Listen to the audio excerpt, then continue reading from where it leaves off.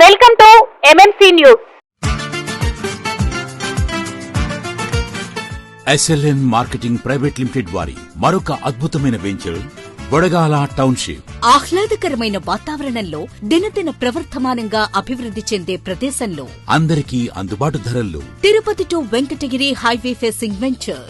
ఆంజనేయపురం వద్ద అన్ని డెవలప్మెంట్స్ తో ఇప్పుడు మీకోసం వెలిసింది Bodagala township. Entrance arch and gate, electricity supply and street lights, open drainage system, layout around compound wall, avenue plantation, water connection for each plot, beautiful park area, children's play area and games. 3 years free maintenance తో Bodagala township మీకు స్వాగతం పలుకుతోంది.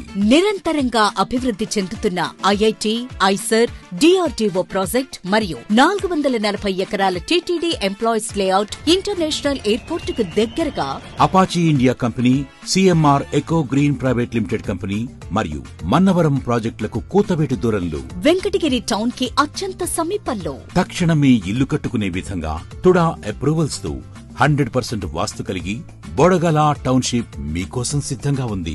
ఇవే కాకుండా 1 కోటి రూపాయల customers lucky tip ధమాకా కలదు. ప్రతి ప్లాట్ బుకింగ్ పై 10,000 రూపాయల నుంచి 50,000 రూపాయల లక్కీ డిప్. ప్రతి ప్లాట్ అగ్రిమెంట్ పై 20,000 నుండి 2 లక్షల రూపాయలు గెలుచుకునే అవకాశం. ప్రతి ప్లాట్ కు 10 రోజుల్లో పేమెంట్ కడితే రిజిస్ట్రేషన్ ఫ్రీ. మొన్న మేము మాట్లాడిన దానికి కౌంటర్గా కూటమి మిత్రులు, మా సోదరుడు, దాంట్లో ఒక సోదరుడు నాకు ఒక ఆహ్వానం పంపించాడు. దానికి మీడియా సమక్షంగా నాకు ఆహ్వానం ఇచ్చాడు ఆయన, దేవుడిచ్చిన సోదరుడు. కాబట్టి ఈరోజు మీడియా ముందుకు వచ్చి నేను కూడా ఆయనకి చెప్పేది ఏంటంటే, చేనేతలు ఎవరూ లేరా, చేనేతల గురించి నీకు తెలుసా, చేనేత మగ్గాల గురించి తెలుసా, ఏదేదో అడిగాడు. ఒక ప్రజాప్రతినిధిగా నేను తెలుసో తెలియదని పక్కన పెడితే వెళ్ళకూడదని ఎక్కడ రూల్ లేదు, చేనేతల గురించి మాట్లాడకూడదని లేదు. ప్రతి ఒక్కరూ అన్ని రంగాల్లో అన్నింటిలో కొంత గొప్ప ప్రావీణ్యం ఉంటుంది. మరి తమ్ముడికి తెలుసో తెలియదో నాకు తెలీదు. కాబట్టి నేను చెప్పేది ఏంటంటే, నాయన నువ్వు మాట్లాడేటప్పుడు ఆ వ్యంగ్యము, హాస్యము ఇవన్నీ తగ్గించుకో. నీకు మహిళలతో ఎలా మాట్లాడాలా, ఎలా సమాధానం చెప్పాలా బహుశా తెలిసినట్లేదు. మీ కుటుంబంలో కూడా మహిళలు ఉన్నారు, చెల్లెళ్ళు, అక్కలు ఉన్నారు. వాళ్ళతో కూడా నీ భాష ఇలానే ఉంటుందేమో నాకు తెలీదు. బహుశా అది నీకు అలవాటు కాబట్టి అలాంటి సమాధానం నువ్వు ఇచ్చావని నేను అనుకుంటున్నాను. నేను దాన్ని కూడా నేను స్వాగతిస్తున్నాను, మంచిగానే తీసుకుంటున్నాను.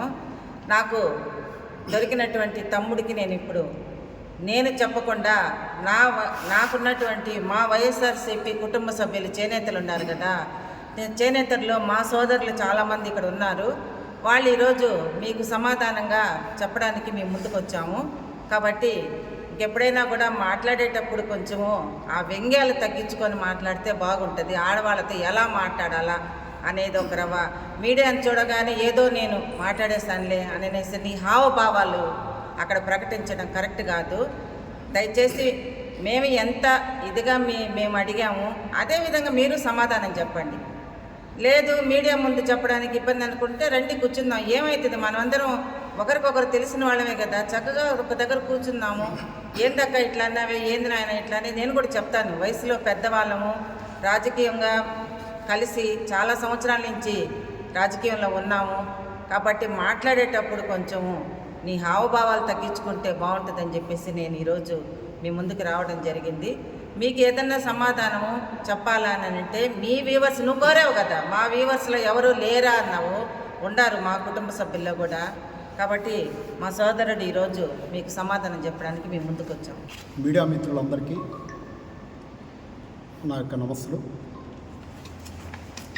ఈరోజు ఈ మీడియా ద్వారా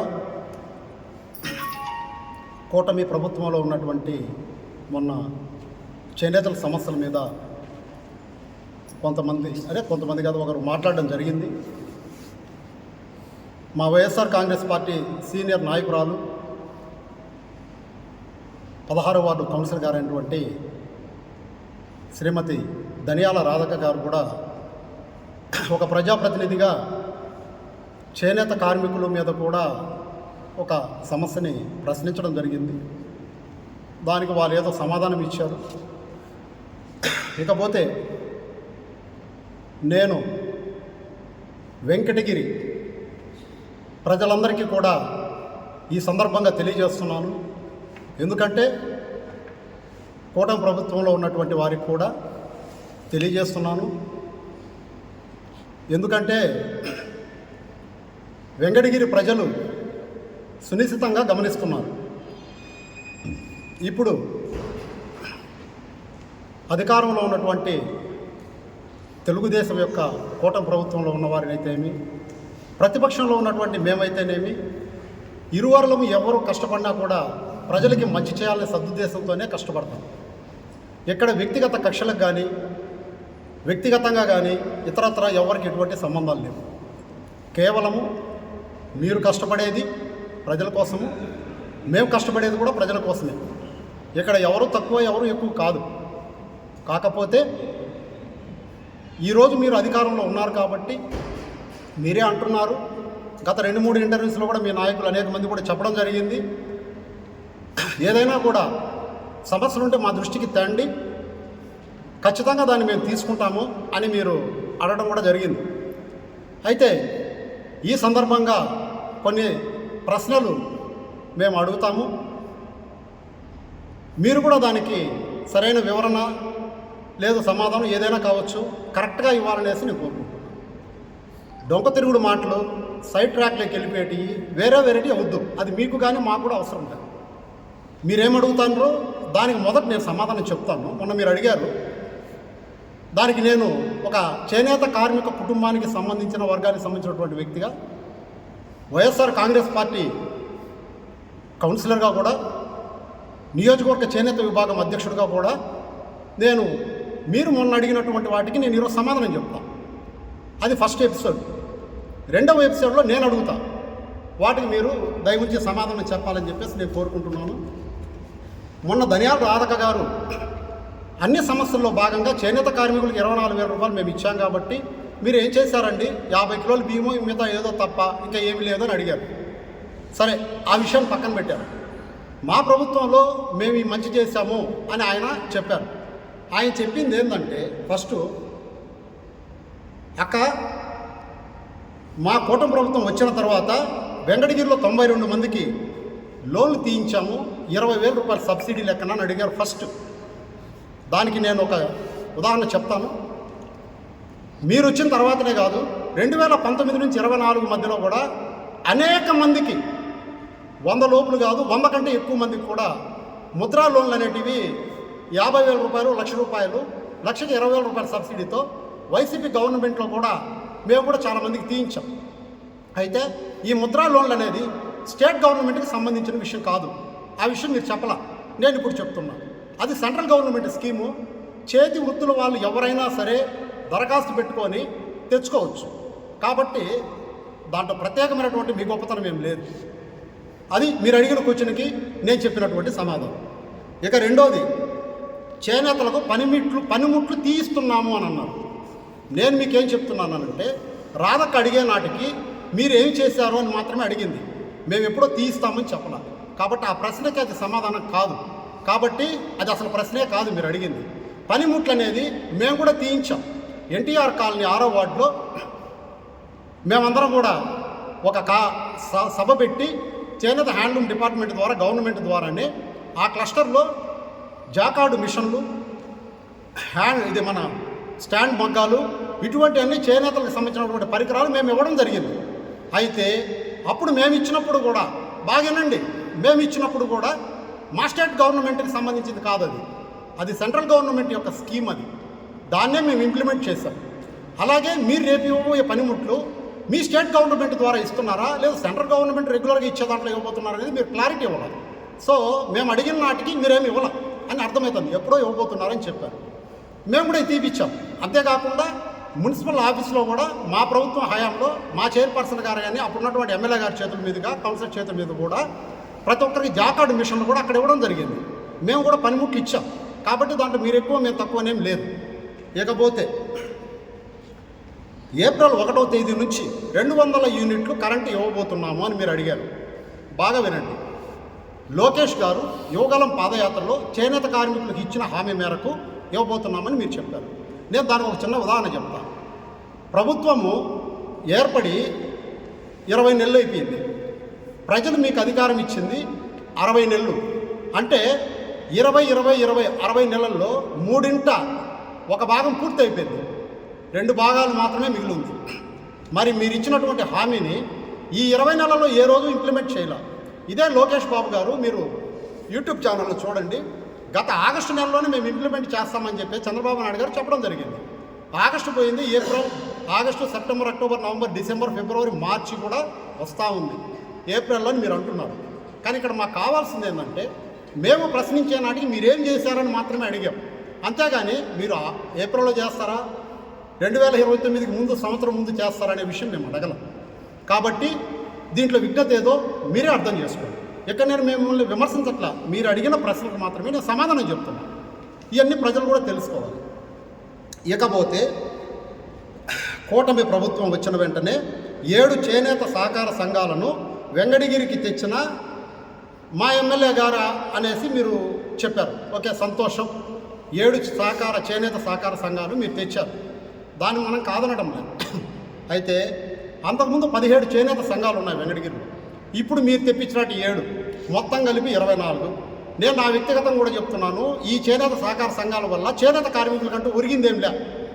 కేవలం ఆ సంఘాలని నేను అంటున్నా, మీ 7 కాదు, నాకు తెలిసినంతవరకు 1 6 తప్ప మిగతా అన్ని సంఘాలు, బాగానండి అన్ని సంఘాలు కూడా చేనేత కార్మికుల పేరు చెప్పి వాళ్ళ తెలియకుండా వాళ్ళ పేర్లు కూడా పెట్టుకొని దాని ద్వారా వచ్చే లబ్ధి అంతా కూడా కొందరు వ్యక్తులు అనుభవిస్తున్నారనేది జగమెరిగిన సత్యం. ఆ విషయం మీకు తెలుసు, నాకు తెలుసు. దానివల్ల చేనేత సంఘాల వల్ల ప్రత్యక్షంగా చేనేత కార్మికులకంటూ ఒరిగింది లేదు. ఇక్కడ మనం మాట్లాడుతున్న సబ్జెక్ట్ ఏంటంటే, చేనేత కార్మికులకి ఏమి లబ్ధి చేశారనే పాయింట్ మీదనే అడిగింది. సో ఈ చేనేత సంఘాల వల్ల ఎటువంటి ప్రత్యక్ష లబ్ధి చేనేత కార్మికులకు లేదు. కాబట్టి ఆ ప్రశ్న ఏందో మీకే వదిలేస్తున్నాం. నెక్స్ట్ రెండవది వచ్చేసి, కూటమి చేనేత సహకారంతో నేషనల్ హ్యాండ్లూమ్ డెవలప్మెంట్ కార్పొరేషను వాళ్ళు డిసెంబరు 28వ తేదీన ఢిల్లీలో మాకు సిల్క్ డిపో, అంటే మామూలు భాషలో చెప్పాలంటే శాంక్షన్ చేశారు. మేము అది అందుకున్నాము. మేము మార్చి నెలలో 1వ తారీఖున ప్రారంభోత్సవం చేసుకున్నాము. దీనివల్ల అంటే 2 దఫాలు ఈ పదాలు మీరు వాడారు.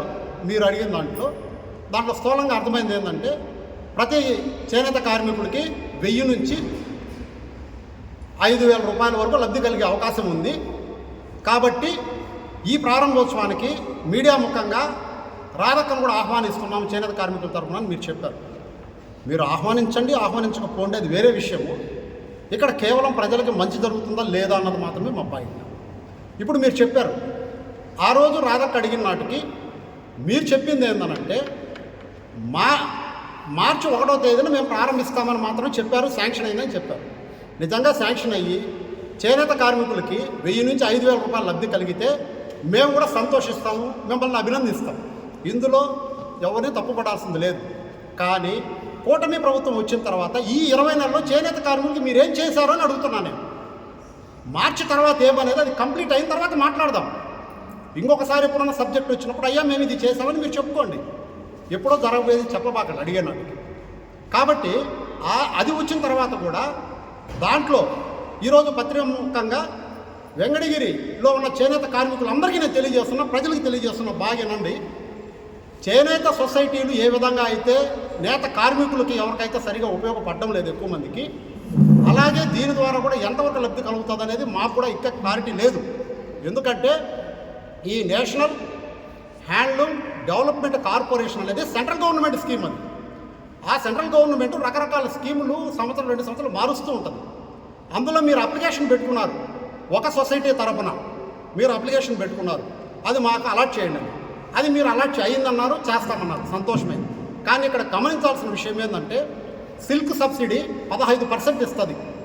అంటే మార్కెట్ వాల్యూ కంటే 15 రూపాయలు, 15%, 115 రూపాయలు సబ్సిడీ కింద ఇస్తారు. ఎవరికి ఇస్తారు? చేనేతలకి, చేనేత కార్మికులకి, చేనేత సొసైటీలకి ఇస్తారు. కానీ అది ముడిసరుకు, రా మెటీరియల్ ఇస్తారు వాళ్ళు.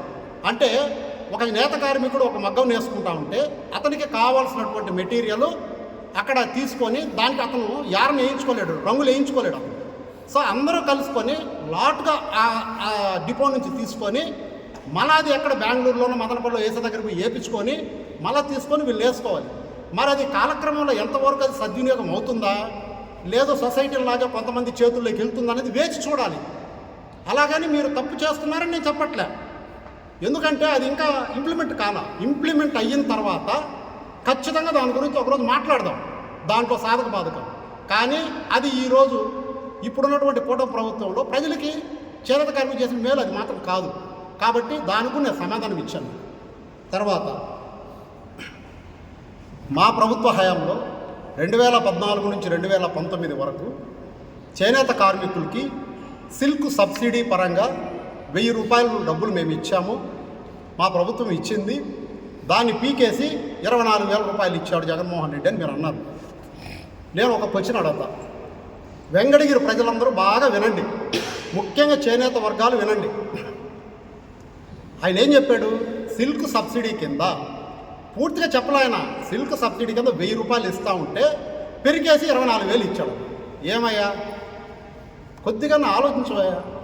చేనేత కార్మికులు అనంటే ఆకలి బాధలు పడలేని వ్యక్తులయ్యా వాళ్ళు. వాళ్ళకి ఆ 1000 రూపాయలు చాలదయ్యా. 1000 రూపాయలు చాలదనే కదా 24,000 ఇస్తున్నాడు. మరి మీరు 1000 పెరికేసి 24 ఇస్తున్నాడు, 24,000 ఇస్తున్నాడు అంటే ఏంది? 24 రూపాయలు ఇవ్వాలి ఆయన 1000 పెరికేసి. 1000 రూపాయలు నువ్వు చెప్పినట్టు వీడియోలో చూడండి, నువ్వు చెప్పినట్టు 1000 రూపాయలు తీసేసి 24,000 ఇచ్చాడు. అంటే ఆయన ఎక్కువ ఇచ్చాడా తక్కువ ఇచ్చాడయ్యా బాబు? తప్ప చెప్పండి, అడుగుతున్నా నేను. తప్ప కాదు కదా, మీరు అన్నారు కాబట్టి నేను అడుగుతున్నా. ఇంతకుముందు ఎప్పుడు నేను ఈ మాట అనలా. ఇప్పుడు నేను చెప్తా వాస్తవం ఏందో. నేను చెప్పంటావా? నువ్వు చెప్పిన దాన్ని సరిచేసి నేను చెప్పంటావా? 2014 తర్వాత ఇయర్ నాకు గుర్తులేదు, చంద్రబాబు నాయుడు గారు అప్పుడు ప్రభుత్వంలో సిల్క్ సబ్సిడీ కింద 600 రూపాయలు ఇచ్చారు. 120 రూపాయలు చేనేత కార్మికుడు కడితే 480 రూపాయలు వేసి 600 రూపాయలు ఎక్కడ కొద్ది సంవత్సరాలు ఇచ్చారు ఒక్కొక్క చేనేత కార్మికుడికి. అది కూడా ఎవరికి ఇచ్చారు తెలుసా? చేనేత కార్మికులకి ఇవ్వాల. చేనేత కార్మికుల్లో ఎవరైతే పట్టుకి పట్టు నేస్తారో వాళ్ళకు మాత్రమే సెరికల్చర్ పట్టు పరిశ్రమ శాఖ నుంచి వాళ్ళ ఏఈ గారు వచ్చి వీళ్ళని ఐడెంటిఫై చేసి గవర్నమెంట్కి నివేదిక ఇచ్చి అప్పుడు ప్రభుత్వము 480 రూపాయలు సబ్సిడీ ఇచ్చి 120 రూపాయలు వీళ్ళ దగ్గర నుంచి కట్టించుకొని 600 రూపాయలు ఎక్కడ ఇచ్చింది. ఇది వాస్తవం, ఇది అసలు స్వరూపం. 480 లెక్కన ఎవరికి ఇచ్చింది? చేనేత కార్మికులు అందరికి ఇవ్వాల. ఇక్కడ చేనేత కార్మికులు అంటే ఎవరు? నూలుకు నూలు, కాటన్కి కాటను నేసేవాడు చేనేత కార్మికుడే. అతను ఎలిజిబుల్ లేదని అతనికి ఇవ్వాల. అటువంటి వాళ్ళు రాష్ట్ర వ్యాప్తంగా ఎంతమందికి డబ్బులు రాలేదు చెప్పండి. రెండవది, పట్టుకి కాటన్ నేసినవాడు కూడా ఇవ్వాల. అర్థమైందా? పట్టుకి కాటన్ నేసిన వాళ్ళు కూడా ఇవ్వాల. కేవలం పట్టుకి పట్టు నేసిన వాళ్ళకి మాత్రమే ఇచ్చింది. అంటే చేనేత కార్మికులు 3 రకాలుగా ఉంటే అందులో ఒక రకమైనటువంటి నేత కార్మికులకి నైపుణ్యం కలిగిన వాళ్ళకి ఇచ్చారు తప్ప మిగతా 2 రకాల వాళ్ళకి ఇవ్వాల. ఇది నిజమా కాదో మీరు చెప్పండి. అబద్ధమైతే నెక్స్ట్ మీరు ఎట్లా మాట్లాడినప్పుడు చెప్పండి ఇది కరెక్ట్ కాదు. రెండో పాయింట్ చెప్తున్నా, కొద్ది రోజుల తర్వాత 600 రూపాయలు తీసేసి ప్రభుత్వం 1000 రూపాయలు చేసింది. అది మీరు చెప్పింది. ఆ 1000 రూపాయలు కూడా 180 రూపాయలు వీళ్ళు కడితే 820 రూపాయలు ప్రభుత్వం వేసి 1000 రూపాయలు ఇచ్చింది. ఇది వాస్తవం. ఆ కట్టిన రసీదులు కూడా కొంతమంది కార్మికుల దగ్గర కూడా ఉన్నాయి. ఇప్పుడు కూడా సమయాభావం వల్ల నేను తీసుకొని రాలేకపోయా మీకు చూపించడానికి. కాబట్టి ఆ విధంగా చేనేత కార్మికుల్లో అస్తవ్యస్తంగా ఉన్నటువంటి పరిస్థితుల్లో ఆ 1000 రూపాయలు ఆపింది ఎవరు తెలుసా? జగన్మోహన్ రెడ్డి గారు కాదు బాబు ఆపింది. 2019 ఎలక్షన్కు ముందే సుమారు 7-8 నెలలు ముందు ఎలక్షన్ ఇంకా ఉందనగానే 2018లోనే ఎండింగ్ టైంలోనే అప్పుడున్నటువంటి మీ రాష్ట్ర ప్రభుత్వమే ఆపింది. దానికోసం చేనేత కార్మికులు కూడా అప్పుడున్నటువంటి ఎమ్మెల్యే గారికి కూడా రిప్రజెంటేషన్ ఇచ్చి కొన్ని దగ్గర వచ్చి కొన్ని దగ్గరలో రావట్లేదంట, చిత్తూరు జిల్లాలో వస్తున్నాయి, ఆ పక్క ఇంకో జిల్లాలో వస్తున్నాయి, మన నెల్లూరు జిల్లాకు రావట్లేదంట, అంటే ఉమ్మడి నెల్లూరు జిల్లా అని అడగడం కూడా జరిగింది చేనేత కార్మికులు. సరే నేను ప్రయత్నం చేస్తాను ఆయన చెప్పడం జరిగింది. అయితే అది ఆగిపోవడానికి జగన్మోహన్ రెడ్డి గారు కారణం కాదు. లాస్ట్ మూమెంట్లో ఆ ప్రభుత్వంలోనే ఆగింది. కారణాలు ఏదో మాకు తెలియదు. అయితే జగన్మోహన్ రెడ్డి గారు 2019 ఎలక్షన్ ముందు చేసిన పాదయాత్రలో ఈ బాధలన్నీ ఆయనకి చేనేత కార్మికులు చెప్పుకున్న తర్వాత నేతన్న నేస్తం అనే పథకము రూపుదిద్దుకున్నది. సో ఇప్పటి వరకు నేను చెప్పింది ఏంటంటే, టీడీపీ తరఫున మొన్న ఒక వ్యక్తి రాధక్క అడిగిన దానికి ఇవన్నీ ప్రశ్నలు సంధించి మేము చేశాము, చేనేత కార్మికులకి ఇవన్నీ మేము చేశాము అని అన్నారు. సో ఇవేవి మీరు చేయలేదని ఇప్పుడు నేను చెప్పాను. మీరు చేసింది ఏదన్నా ఉంటే, మొన్న అక్టోబర్ నవంబర్ నెలలో చేనేత కార్మికులు వర్షాలు పడ్డప్పుడు వెంకటగిరి పట్టణంలో 50 కిలోల బియ్యము, దానికి సంబంధించి ఉప్పులు పప్పులు నూనె లేదో ఇచ్చారు. అది మాత్రం మీరు ఇచ్చారు, ధర్మంగా మనం ఒప్పుకొని తీరాలి. అదొక్కటే మీరు ఇచ్చారు. ఈ 20 నెలల్లో నాకు తెలిసినంత వరకు నేను ఒక చేనేత కమ్యూనిటీకి సంబంధించిన వ్యక్తిగా ఇంకా స్టేట్ గవర్నమెంట్ నుంచి ఏది రాదు. నువ్వు మాట్లాడినటన్నీ ఇంచుమించుగా కూడా సెంట్రల్ గవర్నమెంట్కి సంబంధించిన స్కీములు ఎప్పటి నుంచి అమల్లో ఉండే స్కీములు చెప్పావు. అది మా గవర్నమెంట్లో వచ్చాయి, మీ గవర్నమెంట్లో కూడా రావడంలో ఆశ్చర్యమైన అక్కర్లేదు. కాబట్టి అది మీ గొప్పతనం కాదు. పోతే మీరు అడిగిన దానికి ఎటువంటి తడబాటు లేకుండా నేను చెప్పగలిగాను. ఇంకొకటి కూడా సొసైటీ అన్నారు కాబట్టి ఒక్క మాట చెప్తాను. అక్టోబర్ 10వ తేదీ ఒక పేపర్లో వచ్చింది, చూడండి, ఇది బాగా చూడండి. అక్టోబర్ 10 ఇదేంటంటే, వెంకటగిరిలో సిల్క్ డిపో ఏర్పాటు చేయాలనేసి పద్మశాలి కార్పొరేషన్ డైరెక్టర్ అడిగాడు. ఎవరిని అడిగారు? బంగారుపేట పట్టణంలో టాటా ట్రస్ట్ కార్యాలయానికి handloom development commission additional secretary M Beena IAS గారు ఇచ్చేసినప్పుడు ఆయన అడిగారు. ఆయన ఏమడిగారో తెలుసా? మా చేనేత కార్మికులు ఇబ్బంది పడుతున్నారమ్మా, వాళ్ళకి ఏదైనా ప్రత్యక్షంగానో పరోక్షంగానో నేరుగా మెయిల్ చేయండి అని అడగల అతను అడిగింది ఏంటనంటే, కొత్తగా 7 సంఘాలకు మేము ఏర్పాటు చేసుకున్నాము, 7 సంఘాలకి 2 లక్షల లెక్కన ఒక్కొక్క సంఘానికి షేర్ క్యాపిటల్ డబ్బులు ఇవ్వండి అని అడిగాడు ఆయన. చూడండి, అండర్లైన్ చేసింది బాగా. 2 లక్షల రూపాయలు షేర్ క్యాపిటల్ ఇవ్వండి అని అడిగాడు. ఈ షేర్ క్యాపిటల్ ఏంది రానంటే, చేనేత సంఘాల్లో ఉన్నటువంటి చేనేత కార్మికులు 500 1000 రూపాయలు వాళ్ళ సొంత డబ్బులు వేసుకొని ఒక సంఘంగా ఏర్పాటు చేసి ప్రభుత్వానికి ప్రతిపాదన పంపించిన తర్వాత సంఘం ఏర్పాటు అవుతుంది. దానికి ప్రభుత్వం నుంచి కూడా ఒక 2 లక్షల గ్రాంట్ వస్తే ఆ 2 లక్షలు ప్లస్ వీళ్ళు వేసుకున్న దాంతో వాళ్ళు యారని కానీ ఇంకోటి కానీ కొనుగోలు చేసి సొంతంగా మగ్గాలు వేసుకోవడం. కానీ సొసైటీలే ప్రశ్నార్థకంగా ఉన్నాయి ఇక్కడ చేనేత కార్మికులు భాగస్వామ్యం ఏందనేది. మరి ఇది ఎంతవరకు భాగస్వామ్యమో నాకు తెలియదు. అయితే దీంట్లో ఇంకొక విషయం కూడా అడుగున్నారు, సిల్క్ డిపో ఏర్పాటు చేయండి, 15% సబ్సిడీ వస్తుంది కూడా అడుగున్నారు. బహుశా దీని గురించేనేమో రేపు మార్చి ఒకటో తేదీ ఓపెన్ చెప్పి ఇది ఓపెన్ అయ్యి దీంట్లో విధి విధానాలు వచ్చి సబ్సిడీలు వచ్చి ఆ సబ్సిడీలు పేద చేనేత కార్మికులకు ఎంతవరకు ఉపయోగపడుతున్నాయని చూసుకున్న తర్వాత దీని గురించి మాట్లాడతాం. సో ఇక్కడ పేద ప్రజలకంటూ చేసింది ఏమీ లేదు. ఇకపోతే నేను కొన్ని ప్రశ్నలు మిమ్మల్ని అడుగుతున్నాను. అధికార పక్షం అనుకుంటారో, కూటమి ప్రభుత్వం అనుకుంటారో, టీడీపీ అనుకుంటారో. ప్రస్తుతం కూటమి ప్రభుత్వంలో టీడీపీ నాయకులే ఆయనే మాట్లాడారు కాబట్టి పద్మశాలి కార్పొరేషన్ డైరెక్టర్గా. అయ్యా, ఒక్క విషయం చెప్తున్నాను, మనమందరం కూడా ప్రజల తరపున పనిచేసి ప్రజలకి మంచి చేయడమే మన పరమావధి ఉన్నది కదా. సరే, మీరు తెలుగుదేశం పార్టీలో ఉన్నారు, మేము వైసీపీ పార్టీలో ఉన్నాము. వెంకటగిరి ప్రజలారా, చేనేత కార్మికులారా, అందరూ బాగా వినండి.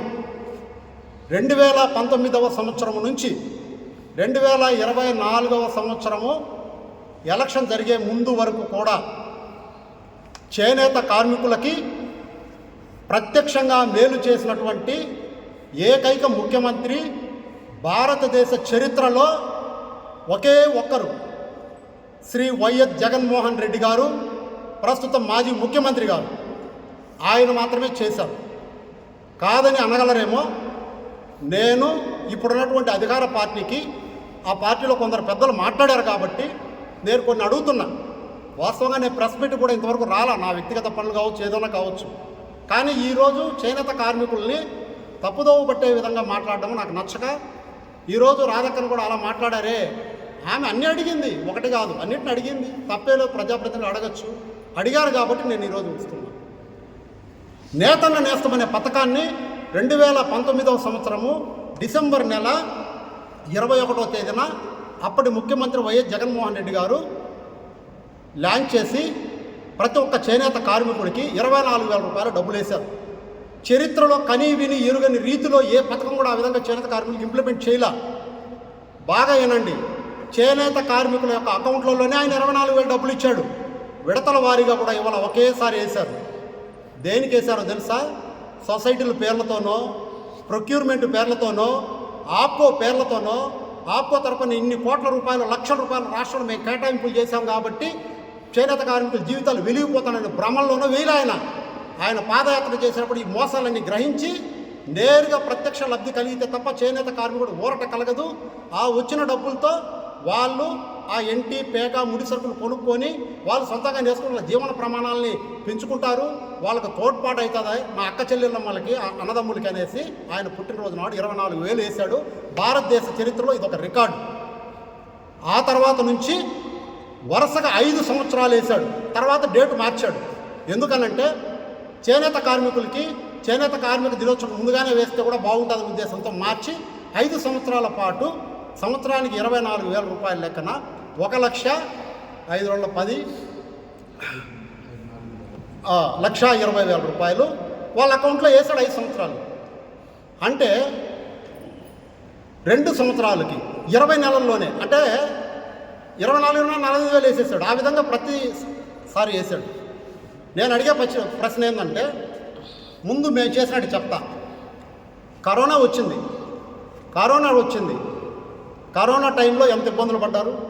ఆ రోజు చేనేత కార్మికులకే కాదు, యావత్తు రాష్ట్రంలో ఉన్న ప్రతి ఒక్కరూ, ప్రతి కార్మికుడు కూడా ఇబ్బందులు పడుతూ ఉంటే, ఆ రోజు జగన్మోహన్ రెడ్డి గారు 24,000 రూపాయల డబ్బులు వేసిన తర్వాత కరోనా టైంలో మగ్గం పరిస్థితులు బాగలేవు అని చెప్పి నేత పరిశ్రమలు, మాస్టర్ వీవర్స్ అందరూ కూడా వాళ్ళు నేర్పించుకున్నటువంటి ప్రొడక్ట్స్కి అంటే చీరలకి మార్కెటింగ్ లేదనేసి కొద్ది కాలం ఆపేస్తే కూడా, ఆకలి బాధలు పడుతూ ఉంటే కూడా జగన్మోహన్ రెడ్డి గారు మాత్రం ఆపకుండా 24,000 రూపాయలు డబ్బులు ఇచ్చాడు.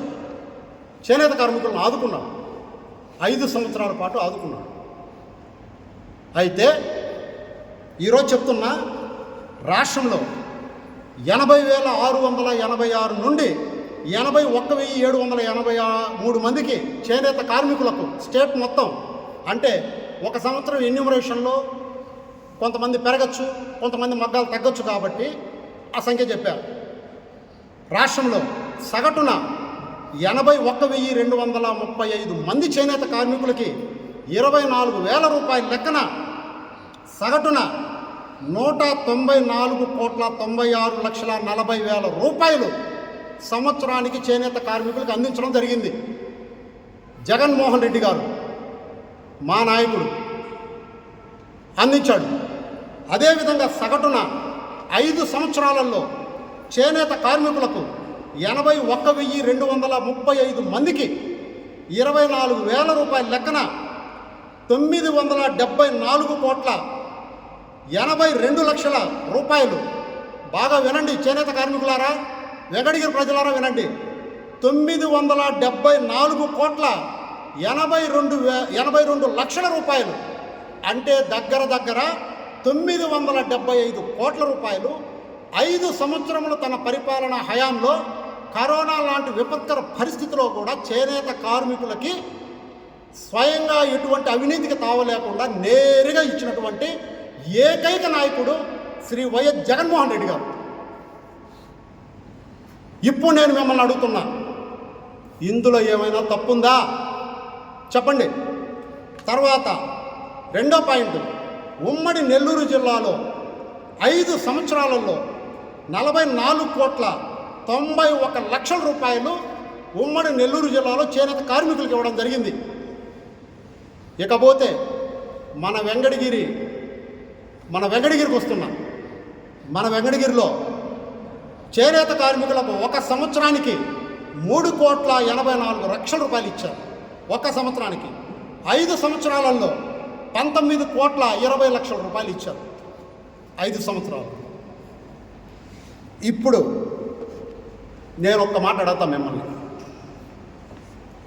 60 నెలలు అధికారం మీకు ఇచ్చారు, ఇప్పటికి 20 నెలలు అయింది. ఈ రోజు వరకు, ఈ రోజే నేను మాట్లాడుతున్నాను కాబట్టి ఈ రోజే 20 నెలలు అయింది. ఈ 20 నెలల్లో చేనేత కార్మికులకు ఈ రాష్ట్రంలో కానీ, రాష్ట్రం సంగతి ఎందుకులే మనకు అంత పెద్ద స్థాయి లేదనుకుంటే, మన వెంకటగిరిలో కానీ, వెంకటగిరి నియోజకవర్గంలో కానీ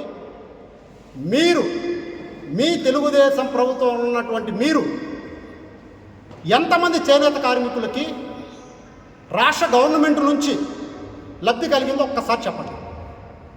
ఇంకేం మాట్లాడాల్సిన అవసరం లేదు.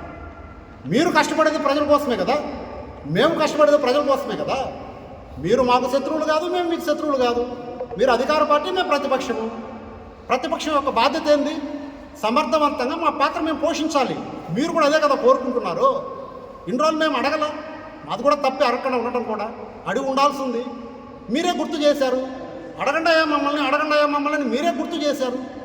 సరే, మేము బొమ్మనున్నా కూడా పొరపాటు అయిపోయింది. మీరు అడిగినప్పుడన్నా మేము సమాధానం చెప్పాలి కదా, కనీసము మేము నాయకులుగా చెప్పాలి కదా సమాధానం. ఇప్పుడు నేను అడిగిన వీటిల్లో ₹1 అటు ఇటు అయి ఉండొచ్చు, కానీ నేస్తం పథకం 24,000 డబ్బులు ఇచ్చింది వాస్తవం కాదు. లబ్ధి కలిగిందా లేదా? మీరేం చేశారు? మీరు 20 నెలలు జరిగిపోయింది. 21వ నెల నుంచి మీరేం చేస్తారు నేను అడగట్లేదు బాబు, మీరు గుర్తుపెట్టుకోండి. 21వ నెల, 22వ నెల, లేదు లాస్ట్ అయిపోయింది. ఎలక్షన్కి 6 నెలల ముందు మేమేమంతా గుమ్మరిస్తాం డబ్బులు, అవన్నీ నేను అడగల. ఇంకొక మాట చెప్తాను. మీ నాయకుడు గౌరవ ముఖ్యమంత్రి గారు నారా చంద్రబాబు నాయుడు గారు ఒక సందర్భంలో జగన్మోహన్ రెడ్డి ఇచ్చే పథకాలన్నింటితో పాటు అదనంగా నేను ఇస్తానన్నాడు. సూపర్ 6లు చెప్పాడు. సరే, నేను అవన్నీ అడగదలుచుకోవాలా, పక్కన పెడతా, అది వేరే సబ్జెక్ట్. ఆ టాపిక్ గురించి మాట్లాడదాం.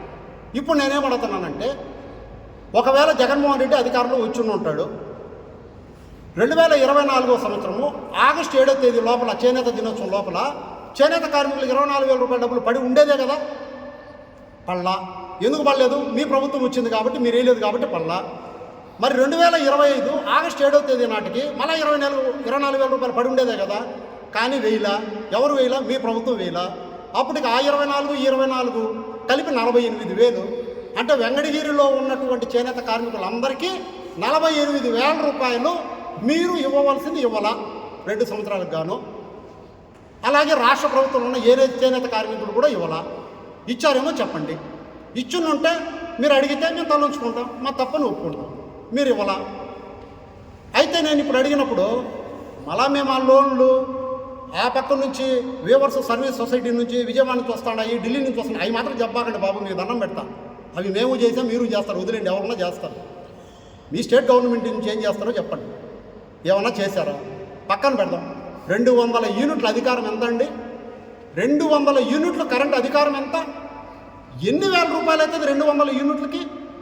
నాకు కరెక్ట్గా తెలియదు, కానీ ఒక 500 అవుతుందా, 600 అవుతుందా, పోనీ 1000 రూపాయలు అవుతుంది. 20 నెలల్లో మీరు 200 యూనిట్లు ఇవ్వలేక మూలిగి బాధపడతారు. వచ్చిన వెంటనే ఆయన ఒకసారి అంటారు, లాస్ట్ ఇయర్ ఆగస్ట్ అంటారు, మళ్ళీ ఆగస్ట్ అంటారు, ఇప్పుడు మళ్ళీ ఏప్రిల్ 1 అని చెప్పారు. సంతోషమే, ఎప్పుడోసారి ఇవ్వండి బాబు, ఏం చేస్తావు? చచ్చినోడి పెళ్ళికి వచ్చిందే కట్నము, ఏం చేస్తాం? ఇంకా ఏం చేయలేము మనం. ఇవ్వండి. కానీ ఇవ్వలేదు కదా, ఈ రోజు వరకు ఇవ్వలేదు కదా అని అంటున్నాం మేము. అది చెప్పండి. మా జగన్మోహన్ రెడ్డి గారు వచ్చినప్పుడు డే 1 చెప్పారు ఆయన. నేను వచ్చినప్పుడు వెంటనే ఇస్తానన్నారు, ఇచ్చారు. మీరు మాట నిలబెట్టుకోండి. నేను ఇంకోటి కూడా చెప్తున్నా, ఆయన ఎవరైతే మాట్లాడారో ఆయన చెప్తున్నా, బాబు ఒక స్టేట్ డైరెక్టర్ పదవిలో మీరు ఉన్నారు, సంతోషము. మా పద్మశాలి కమిటీలో మీరు కమ్యూనిటీలో ఉన్నారు. గతంలో మన కమ్యూనిటీలో ఇంకొక వ్యక్తి ఉండేవాడు మా గవర్నమెంట్లో. ఈరోజు టీడీపీలో నువ్వు ఉన్నావు. అప్పుడు ఇప్పుడు 2 పదవులు కూడా మన వెంకటగిరికే వచ్చాయి. అది కూడా మాకు సంతోషమే. నువ్వు కూడా కష్టపడు. మీకు మీ కార్పొరేషన్కి చైర్మన్ ఉంటారు, డైరెక్టర్లు ఉన్నారు స్టేట్ లెవెల్లో. మీరందరూ ఒక రిప్రజెంటేషన్ పెట్టండి చంద్రబాబు నాయుడు గారికి. సార్, ఇలా చేనేత కార్మికులు మమ్మల్ని అడుగుతున్నారు సార్, మేము ఏం సమాధానం చెప్పాలి? కాబట్టి వాళ్ళు ప్రత్యక్షంగా లబ్ధి కలిగేలా ఏదో ఒకటి మీరు చేయండి సార్. మీరు రిప్రజెంటేషన్ పెట్టండి, చెప్పండి మీ నాయకుడికి. నేనైతే చెప్పుకుంటాను. మా జగన్మోహన్ రెడ్డి గారు ఈ విధంగా చేస్తుంటే ఎవరో ఒకరు పెద్దలేడని తీసుకొని పోయి నేను కూర్చొని, అన్నా మాకు ఇట్లా జరిగింది, ప్రజలు అరుస్తున్నారు, నేనైతే అడుగుతా. మీరు అడగండి, మీరు అడిగి ప్రయత్నం చేయి. ఎందుకంటే నువ్వు కూడా ఏం చేయలేవు. ప్రభుత్వం ఏంది, నువ్వేం చేయగలవు? కాకపోతే ఆ మాట ఈ మాట దాటేసి ఎడబడితే మాట్లాడడం తప్ప నువ్వు కూడా ఏం చేయలేవు. కానీ చేనేత కార్మిక కుటుంబానికి సంబంధించిన వ్యక్తిగా ప్రయత్నం చేయవయ్యా, కొద్దిగా చాలా సంతోషపడతాం మేము. కాబట్టి మీరు ఆ ప్రయత్నం చేయండి. ఇకపోతే ముఖ్యమైన మాట, మేము అధికారం కోల్పోయి 20 నెలలు పైనైంది. మీరు అధికారంలోకి వచ్చి 20 నెలలు అయింది. ఇప్పుడు మళ్ళీ ఇచ్చి అటు ఇటు మాటలు వద్దు. నేను అడిగిన పాయింట్కి కరెక్ట్గా సమాధానము మీ దగ్గర ఉంటే చెప్పండి. ఇంకొకటి కూడా చెప్తున్నా, ఫైనల్ లాస్ట్, ఇప్పుడు మీరేం చెప్పినా కూడా ప్రజలు ఉన్నారు, న్యాయ నిర్ణేతలు వాళ్ళే. మీ వార్డు మా వార్డు కాకుండా ఇంకా ఏ వార్డుకైనా కూడా అందరూ అవసరం లేదు, నువ్వేరా, నేను వస్తా, నాతో పాటు ఎవరన్నా వస్తే వస్తారు, మీతో పాటు ఒకరిద్దరు ముగ్గురు రండి, మీడియా మిత్రులు తీసుకొని వెళ్తాం. చేనేత కార్మికుల కోసం ఎక్కడికో మనం బస్సుకి పోవాల్సిన అవసరం లేదు, ఇక్కడే ఉన్నారు వెంకటగిరిలోనే. మా వార్డు వద్దు, నీ వార్డు వద్దు, నీ ఇన్ఫ్లుయెన్స్ వద్దు, నా ఇన్ఫ్లుయెన్స్ వద్దు. మీడియా ముఖంగా చేనేత కార్మికుల ఇళ్ళకి నేరుగా తీసుకెళ్ళిపోతాం. పోదాం రండి. చేనేత కార్మికుల్ని మీరే డైరెక్ట్గా అడగండి, పార్టీ రహితంగా అడగండి. అమ్మ లేదా అయ్యా, మీరు చేనేత కార్మికులు కదా, 2019వ సంవత్సరం నుంచి 2024వ సంవత్సరం వరకు జగన్మోహన్ రెడ్డి గారు ముఖ్యమంత్రిగా ఉన్నప్పుడు ఆయన వల్ల మీకేమన్నా, ఆ ప్రభుత్వం వల్ల కానీ ఆయన వల్ల మీకేమన్నా మంచి జరిగిందా, జరిగి ఉంటే దాని వివరాలు ఏంది, ఏం జరిగిందని అడగండి, నోట్ చేసుకుంది. ఇప్పుడు ఈ 20 నెలలు ఈ రోజుకి వరకు మీకు ఈ 20 నెలల్లో ఇప్పుడున్నటువంటి అధికార పార్టీ యొక్క స్టేట్ గవర్నమెంట్లో మీకు ఏమైనా చేనేత కార్మికులకి ప్రత్యక్షంగానే పరోక్షంగా మీకు ఏమైనా లబ్ధి కలిగిందని అడుగుదాం. వాళ్ళే కదా న్యాయ నిర్ణేతలు. నేను అబద్ధం చెప్పొచ్చు, లేదు మీరు అబద్ధం చెప్పొచ్చు, లేదు నేను నిజం చెప్పొచ్చు, మీరు నిజం చెప్పొచ్చు, ఎన్ని వద్దు మనకి. ప్రజలు న్యాయ నిర్ణేతలు, వాళ్ళని అడదాం. చేనేత కార్మికులు ఇళ్ళకాడికి అడదాం నేరుగా. వాళ్ళు చెప్పిన దాంట్లో ఈ 20 నెలల్లో మీరు చేసిందే ఎక్కువ, మీరే మంచి చేశారని వాళ్ళ నోటి వెంట మీరు తెప్పించారంటే నా చేనేత నియోజకవర్గపు వైఎస్ఆర్ కాంగ్రెస్ పార్టీ అధ్యక్ష పదవికి నేను ఓడిపోయినానని ఒప్పుకొని రాజీనామా చేస్తాను. ఎందుకంటే నేను ఈ మాట మిమ్మల్ని అడుగుతున్నాను కాబట్టి, ఒకవేళ నేను తప్పు చెప్పింది, నేను చెప్పిన తప్పు అయితే నిర్ద్వందంగా నా ఓటమిని అంగీకరించి పార్టీ నాకు ఇచ్చినటువంటి పదవికి నేను రాజీనామా చేసి వదిలేస్తాను. మిమ్మల్ని అయితే నేనేమన్నా రండి, అది కూడా ఈ రోజు వరకు జరిగినటువంటి ప్రభుత్వాలకి ఏం మంచి జరిగింది, మా ప్రభుత్వంలో ఇప్పుడు మీ ప్రభుత్వంలో చేనేత కార్మికులు ఏం జరిగింది, మళ్ళా దాంట్లో సైడ్ ట్రాక్కి వెళ్ళి అక్కడి నుంచి వస్తాయి ఇక్కడి నుంచి వస్తాయి అయ్యొద్దు. స్టేట్ గవర్నమెంట్ ఓన్లీ నేను ఇక్కడ జగన్మోహన్ రెడ్డి గారి గురించి చెప్పాను, ఆ ప్రభుత్వం గురించి చెప్పాను. ఇప్పుడు మీ ప్రభుత్వం గురించి అడుగుతున్నాను. నేను ప్రతిపక్షంలో ఉన్నటువంటి సభ్యుడిగా, ఒక పౌరుడిగా, ఒక కౌన్సిలర్గా, వైఎస్ఆర్ పార్టీ కాంగ్రెస్ కౌన్సిలర్గా నేను అడుగుతున్నా. ఇందులో రాజకీయాలు ఏం లేవు, మీరు అడగమన్నారు కాబట్టి నేను అడుగుతున్నా. హుందాగా చెప్పండి, హుందాగా మాట్లాడదాం. ఫైనల్గా అయితే మాత్రము ప్రజలే న్యాయ నిర్ణేతలు, చేనేత కార్మికులే న్యాయ నిర్ణేతలు. ఇదే మీడియా సాక్షిగా తీసుకెళ్తాం, వాళ్ళందరి సమక్షంలో అడుగుతాం. చేనేత కార్మికులు 10 మందిని సెలెక్ట్ చేసి అడగదాం. 10 మందిలో 6 మంది కానీ 7 మంది కానీ మీరు చెప్పింది మీ వల్లే లబ్ధి పొందామని వాళ్ళు చెప్పి రుజువులు చెప్పినా కూడా మీరేం చెప్తే నేను అది వింటాను. ఒకవేళ కాదు, మా వాదనే కరెక్ట్ అయ్యి మా జగన్మోహన్ రెడ్డి యొక్క పరిపాలనలోనే లబ్ధి పొందాలి చేనేత కార్మికులు అని అంటే మీ ఇష్టం, నేనేమి చేయమని మిమ్మల్ని అడగను. దయ ఉంచి ఎటుబడితే అటు మాట్లాడకుండా చాలు. థ్యాంక్ యూ, నమస్తే. అందరికీ నా హృదయపూర్వక నమస్కారాలు. వీళ్ళందరూ ఏంటంటే మన ప్రెస్ మీట్లో చెప్పాడు, గొప్ప చెప్పినాడు. ఇప్పుడు ఏంటంటే ఆంధ్రప్రదేశ్లో 23 మంది ముఖ్యమంత్రులు పరిపాలించినారు. రీసర్వేని పెట్టింది ఎవరు? అగ్రికల్చర్ కింద ఒక జగన్మోహన్ రెడ్డి. ఇంతమంది ముఖ్యమంత్రులు ఎవరైనా పెట్టచ్చు కదా, ఎవరో పెట్టలేదు. ఇప్పుడు పెట్టిన తర్వాత ఏళ్ళు చూపిస్తుంటారు కానీ ప్రతి ఒక్కరు. ఇప్పుడు వచ్చిన గవర్నమెంట్ ఏం చేస్తున్నది, ఆ యొక్క అప్పుడైనా తెల్లబాబు ఏదో వేసినారు, బొమ్మ వేసినారు, ఓటు మార్చి నలుపులో ఇస్తున్నారు అంతే. తెల్ల మున్నాడు నలుపులో ఇస్తున్నారు పాస్బుక్లు. ఆ పాస్బుక్లో దాన్ని మార్చింది కానీ ఇంకోటి చేసింది ఏమీ లేదు. తప్పులైతే ఎటువంటి తప్పులు అట్నే ఉన్నాయి, ఒక్కటి కూడా మారలేదు. ఎన్ని కొట్టి మాటలే ఏడైనా పోయి అడగండి, రెవెన్యూ ఆఫీస్కి పోతారండి. సరేనా? ఏంటంటే పింఛన్లు ఇస్తానంటున్నారు. నేను ఇప్పుడే చూసినా, తెల్ల చూస్తే అధికారులు నాయకులు పోయి పంచుతా ఉంటారు. ఎప్పుడు కొత్త పింఛన్లు అనుకున్నది, పాత పింఛన్లు అదే ఇస్తారు. ఒకసారి దాన్ని ఓపెన్ చేస్తాం కదా, రోజు ఓపెన్ చేస్తాం దాన్ని. ప్రతిరోజు చేయం కదా. కొత్త పింఛన్ వస్తే ఒక నాయకుడు కానీ, ఒక కలెక్టర్ కానీ, ఇంకొకరు కానీ, ఒక కౌన్సిలర్ పోయి ఓపెన్ చేస్తారు. ఇచ్చిన పింఛన్లు రోజు ఇస్తున్నారు. ఎక్కడ నేను చూడలేదు. ఇప్పుడు అక్కడ మన జగనన్న కాలనీ ఉండదు, ఆడ ఎత్తుపోయేసి రామారావు బొమ్మ పెట్టినారు. అదే ఇప్పుడు రామారావు కాలనీ అది రాజన్న బొమ్మ పెట్టిన చెల్తుందా? టిక్కో ఇల్లు కట్టినారు బ్రహ్మాండంగా, రామారావు బొమ్మ బ్రహ్మాండంగా పెట్టండి. టిక్కో ఇళ్ళు అప్పుడు 2014 పెట్టినారు కాబట్టి ఆడ పెట్టు బ్రహ్మాండంగా పెట్టు, ఆనందం ప్రతి ఒక్కరికి. ఈ జగన్ అన్న పేరు కూడా అసలు టౌన్ ప్లానింగ్ ఏముండదు చూడండి. ఆ ప్లాన్ గీస్తుంటారు కదా, జగనన్న కాలనీ ఉంటుంది. చూడాలి, చూడాలి ఉంటుంది. ఏమన్నా మారుతుందా? ఎన్ని ఊరికి చెప్పినంత మంది మారవు కదా. అదేదో శాస్త్రం చెప్తారు, శ్రీనివాస్ పంట రేపు రా అంటారా. వీళ్ళు ఈ విధంగా 19 సంవత్సరాలు ప్రతి పథకం పెట్టింది కొత్త లేదు. చినేశ్వరు చెప్పినట్ట ఈరోజు పోయినట్టుకో ఏమంటాడు రేపు రమ్మనేదంట. రేపు పోయినట్టు రేపే ఆ గోడ మీద రాసి రేపు ప్రతిసారి రేపే. ఈ విధంగా 20 నెలల దగ్గర గడిచిపోయింది. ఇంకోటి శేఖర్ ఒక మాట అన్నాడు నన్ను, ఏమి శంకరయ్య గబ్జాదారు ఎంఆర్ ఆఫీస్కి పోయి తెలుసుకుందాం. వాస్తవం ఉండొచ్చు కూడా, ఎంఆర్ ఆఫీస్ తెలుసుకో. శేఖర్ గురించి తెలుసుకోండి. ఆడికి పోవాలా? పోలీస్ స్టేషన్కో, సెంట్రల్ జైలుకో, లేకుంటే ఫారెస్ట్ ఆఫీస్కో పోవాలా. ఇంకోటి ఎంత స్పెషల్ స్క్వాడ్ ఏదో ఉంటుంది జిల్లాకు ఒకటి, వాళ్ళ దగ్గర పోవాలి. ఆయన పోవాలంటే టాస్క్ ఫోర్స్ ఏదో ఉంటుంది, ఆడకు పోవాలా. నేనైతే రివ్యూకి రెడీ, ఆయన రమ్మని చూద్దాం. నా మీద కేసులు లేదు, నేను జైలుకి పోలేదు, సెంట్రల్ జైల్లో లేను, ఏ కేసు లేదు. ఆయన మహానుభావుడికి ఎన్ని ఉన్నాయో అన్ని ఉన్నాయి. ఆయన కూడా మాట్లాడేసి మీడియా ముందర ఇంకేముండదు చెప్ప. ఇంకొక ఆయన చెప్పింది ఏమైనా, నేనేం అడిగానంటే అభివృద్ధి కావాలంటే పాలిటెక్నిక్ కాలేజు ఇతర కాలేజీ అన్నీ పెట్టాలంటే ఆమె అంటున్నదా. ఒక ఆయన మాట్లాడు, ఆమె చెప్తుందా అన్ని ఫ్యాక్టరీలు పెట్టించేస్తాడంట. అయ్యా రామరావు మంది ఇక్కడ గుగ్గుళ్ళు తలారు పెట్టేదానికి, రామరావు మంది ఇక్కడ గుగ్గుళ్ళ సెంట్రల్కి పాస్ కావాలి, పర్మిషన్ కావాలి, ఏమీ లేకుండా అన్నీ పాస్ చేసేస్తాడంట.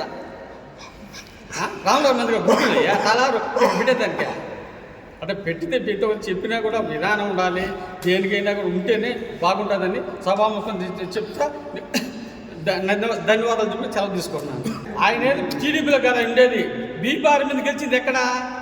వైసీపీలో. నికరమైన మనిషి ఎవరైతే అది రద్దు చేసి అవతల పార్టీలో గెలిస్తే ఓడు మొగతనం. ఏంటి దాంట్లో గెలిచి బీపార్ తీసుకుని ఆడపోయి నేను తెలుసు నేను ప్రయోజనమా? నేనే కానీ అయితే రాజీనామా చేసి తర్వాత పోయి చేస్తా. అది ఎవరైనా ఏడు బీపారం తీసుకొని వైసీపీ గెలిచి తెలుగుదేశంలో పోయి నేను వైసీపీ కాంగ్రెస్ తెలుగుదేశం రకరకాల ప్రయోజనం ఏమన్నదా? నేను చెప్పింది ఏంది, నన్నైతే రెవెన్యూ పోవాలా చూడాలా. ఆయన అయితే central jail, Venkatagiri police station, మన ఇదేంటంటే పైన టాస్క్ ఫోర్సు, మళ్ళీ ఇంకోటి ఏంటంటే ఇది ఫారెస్ట్ ఆఫీస్, అక్కడ ఇన్స్పర్ చేయాల. ఏంటంటే ఏం కొండలు అంటే పాపి కొండల, ఆ కొండలే పోవాలి. ఆయన గురించి చెప్తే తెలుసుకోవాలంటే నన్నైతే రెవెన్యూ అదైతే వాస్తవం. నేను ఒప్పుకున్నా, నన్ను గురించి అయితే మాత్రం రెవెన్యూ నాకు అనుభవం ఉంది, 30 సంవత్సరాలు నాకు తెలుసు, 55 రూల్స్ పూజించి నాకు తెలుసు. అదైతే మాత్రం ఒక రకంగా ఆయన గురించి తెలుసుకోవాలంటే అక్కడ పోవాలా, సెంట్రల్ జైలుకి పోవాలా. ఆడగాని ఆయన అడిగితే వాళ్ళు చెప్పేస్తారు, కాకపోతే ఇక్కడ చెప్తారు వాళ్ళకంటే కరెక్ట్గా చెప్తారు. ఆయన చరిత్ర, నా చరిత్ర అయితే రెవెన్యూ వాళ్ళు చెప్తారు, ఆయన చరిత్ర అయితే ఆ 4 దగ్గర పోవాలి. అది కాబట్టి కానీ ఎంత ఎక్కువ మాట్లాడేకుంది అతని రోజు మాట్లాడడం మన నోరుతో చెడిపోయినట్టు లెక్క. నేను మాట్లాడకూడదు అనుకున్నాను, మాట్లాడాల్సింది మాట్లాడుకున్నాం. ఎందుకంటే అలాంటి వాళ్ళ గురించి మనం చెప్పుకోవడం కూడా మనకు కూడా ఎంతో సేమ్ అనిపిస్తుంది. అది